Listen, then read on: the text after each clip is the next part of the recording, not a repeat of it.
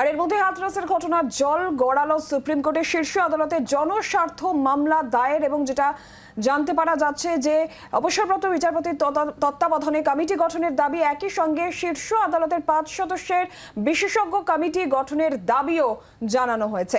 হাতরাসের ঘটনায় সুপ্রিম কোর্টে এবার শীর্ষ আদালতে জনস্বার্থ মামলা দায়ের। রাজীব চক্রবর্তী আমাদের প্রতিনিধি রয়েছেন আমাদের সঙ্গে টেলিফোন লাইনে। রাজীব, হাতরাসের ঘটনার জল গড়ালো এবার সুপ্রিম কোর্টে, এখনো পর্যন্ত কি জানতে পারছো? দেখো, উত্তরপ্রদেশের হাতরাসে ধর্মীয় অনুষ্ঠানে পদপিষ্ট হয়ে যে মৃত্যু মিছিলের ঘটনা ঘটেছে সেই বিষয়ে একটি মামলা দায়ের হয়েছে, জনস্বার্থ মামলা সুপ্রিম কোর্টে দায়ের হয়েছে।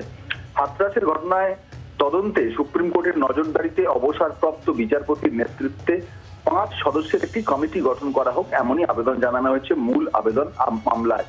পাশাপাশি বলা হয়েছে উত্তরপ্রদেশ সরকারের কাছে একটা স্ট্যাটাস রিপোর্ট চাওয়া হোক, এবং এই ধরনের যে ঘটনা ঘটেছে যেখানে হাতরাসে, সেখানে সরকারি আধিকারিক সহ যারা অভিযুক্ত রয়েছেন তাদের বিরুদ্ধে কঠোর আইনি পদক্ষেপ করার নির্দেশ দেওয়া হোক। এছাড়াও বলা হয়েছে ভবিষ্যতে ধর্মীয় সমাবেশ আয়োজনের ক্ষেত্রে নির্দিষ্ট গাইডলাইন তৈরি করে দিক সুপ্রিম কোর্ট, এমনই আবেদনে একটি মামলা রুজু হয়েছে।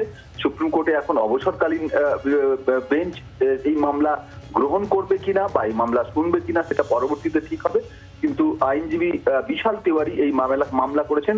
আমরা জানি যে হাতরাসের ঘটনায় গোটা দেশ একেবারে শোকাহত হয়ে পড়েছে, আর এই পরিস্থিতিতে সুপ্রিম কোর্টের নজরদারিতে কমিটি গঠন করা এবং ভবিষ্যতের জন্য গাইডলাইন তৈরি করার আর্জি নিয়ে একটি জনস্বার্থ মামলা দায়ের হয়েছে। বাংলার আওয়াজ, বাঙালির আবেগ, জি 24 ঘন্টা।